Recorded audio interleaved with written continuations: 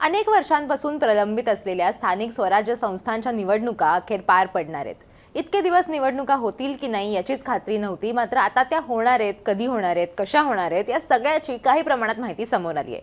पण निवडणुका कधी होणार यापेक्षा त्या कशा होणार याकडे सगळ्यांचं लक्ष जास्त वेधलं गेलंय.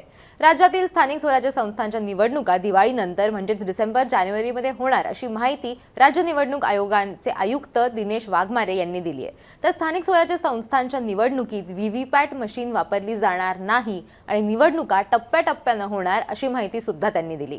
पण व्हीव्हीपॅटचा वापर करणार नाही म्हणताच विरोधक आक्रमक झाले. त्यांनी संताप व्यक्त करायला सुरुवात केली. पण व्हीव्हीपॅट नसल्यानं काय फरक पडणार आहे, याआधी निवडणुका कशा घेतल्या जायच्या, याआधी व्हीव्हीपॅट न वापरता कधी निवडणूक घेण्यात आलेली होती आणि हा डिसिजन किंवा हा निर्णय हा नेमका का घेण्यात आलाय ते सगळं आपण या व्हिडिओत बघणार आहोत. नमस्कार, मी देवयानी आणि तुम्ही बघताय मुंबई तक.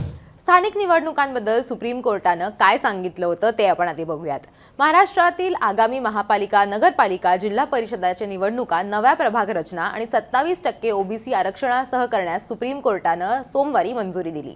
नव्या प्रभाग रचनांना आव्हान देणारी याचिका सुप्रीम कोर्टानं फेटाळून लावली. मागील अनेक महिन्यांपासून स्थानिक स्वराज्य संस्थांच्या निवडणुका रखडल्या होत्या. आता सुप्रीम कोर्टाच्या निकालामुळे राज्यातील स्थानिक स्वराज्य संस्थांच्या निवडणुका होण्याचा मार्ग जो आहे तो मोकळा झालाय. ओबीसी आरक्षणाबाबत सर्वोच्च न्यायालयानं दिलेल्या निकालाचं मुख्यमंत्री देवेंद्र फडणवीस यांनी सुद्धा स्वागत केलेलं होतं. 2022 मध्ये जी प्रभाग रचना झाली होती तो कायदा रद्द झालाय, त्यामुळे 2017 प्रमाणे निवडणुका होतील असं न्यायालयानं स्पष्ट केलंय. राज्य सरकारनं मांडलेल्या ओबीसी आरक्षण आणि प्रभाग रचनेच्या या दोन्ही बाबी सर्वोच्च न्यायालयानं मान्य केल्याचं सुद्धा मुख्यमंत्री म्हणाले. व्हीव्हीपॅटवरून विरोधक आक्रमक झालेले आहेत. हा निर्णय जेव्हा समोर आला किंवा ही माहिती जेव्हा समोर आली त्यानंतर विरोधकांनी त्यांची जी भूमिका होती किंवा त्यांचे जे म्हणणं होतं ते त्यांनी मांडायला सुरू केलं.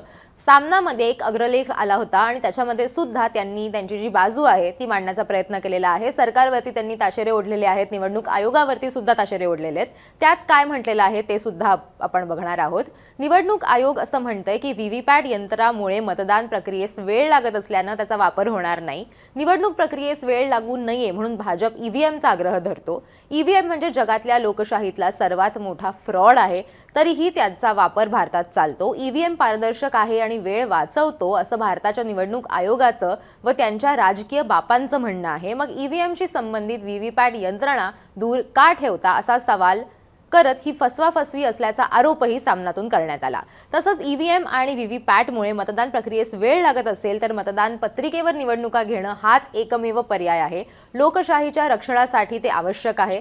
हायकोर्टाच्या न्यायासनावर आपल्या प्रवक्त्यांना बसवणारा मोदी शहांचा भाजप निवडणुका जिंकण्यासाठी कोणत्याही थराला जाऊ शकतो याविषयी जनतेच्या मनात शंका नाही. राज्याच्या निवडणूक आयोग म्हणतंय की स्थानिक स्वराज्य संस्थांच्या निवडणुकीसाठी मध्य प्रदेशातून 25,000 मतदान यंत्रणं आणली जातील. इथेच शंकेची पाल जी आहे ती चुकचुकते, कारण मध्य प्रदेशात भाजप जिंकण्याची शक्यता नव्हती पण निकाल धक्कादायक लागले. ईव्हीएम मध्ये घोटाळा केला असं राहुल गांधींपासून सगळ्यांचंच ठाम मत आहे. महाराष्ट्रात नेमकी तीच वापरलेली ईव्हीएम आणली जातीये ही बाब गंभीर असल्याचंही या अग्रलेखातून म्हणण्यात आलंय. तर उद्धव ठाकरे हे दिल्ली दौऱ्यावर आहेत. त्यात ते म्हणालेत की व्हीव्हीपॅट नसेल तर निवडणूक घेऊच नका. निवडणुका पारदर्शक पद्धतीनं होण्यासाठी व्हीव्हीपॅटची आवश्यकता आहे असं सुद्धा त्यांचं म्हणणं आहे. मतदारांना कोणाला मत दिलं हे त्यांना समजलं पाहिजे. राज्यात होणाऱ्या स्थानिक स्वराज्य संस्थांच्या निवडणुका या व्हीव्हीपॅट मशीन शिवाय घेऊ नये. या मशीन नसतील तर बॅलेटवर निवडणुका घ्याव्यात अशी मागणी जी आहे ती काँग्रेसकडनं सुद्धा करण्यात आलेली आहे. काँग्रेसचे नेते विजय वडेट्टीवार यांनी ही त्यांची जी भूमिका आहे ती मांडलेली होती. राहुल गांधींनी सुद्धा विधानसभा निवडणुकीत मतदार याद्यांमध्ये कसा घोळ झाला हे पुन्हा एकदा दाखवून दिलं. निवडणूक आयोगानं याद्यांमध्ये मोठा घोळ केला आहे असं त्यांचं म्हणणं आहे. त्यामुळे आता स्थानिक निवडणुकांमध्ये काय होतं, पारदर्शकता पाळली जाते का, विरोधक किती ताकदीनं याला सगळ्याला विरोध करतात, ते हे घेऊन कोर्टात जातात का, त्यांचं या सगळ्याबद्दलचं काय म्हणणं असणार आहे हे बघणं सुद्धा महत्त्वाचं ठरणार आहे. येत्या काही दिवसांमध्ये विरोधकांनी जर हा मुद्दा लावून धरला तरच निवडणुका पुन्हा एकदा लांबणीवर जाण्याची शक्यता आपल्याला दिसतेय. कोर्टानं आधीच आदेश दिला होता की निवडणुका लवकरात लवकर घ्या, पण आता सध्याच्या परिस्थितीमध्ये जर विरोधकांनी व्हीव्हीपॅटचा मुद्दा लावून धरला तर मग याच्यात काही बदल होतो का, सरकार सुद्धा काही प्रमाणात त्यांचा ऐकण्याचा किंवा त्यांची बाजू समजून घ्यायचा प्रयत्न करते का, हे सगळं बघणं महत्त्वाचं असणार आहे. तुम्हाला या सगळ्याबद्दल काय वाटतं ते आम्हाला कमेंट करून नक्की सांगा. आणि तुम्ही जर अजून मुंबई तकला सबस्क्राईब केलं नसेल तर मुंबई तकला सबस्क्राईब करायला विसरू नका.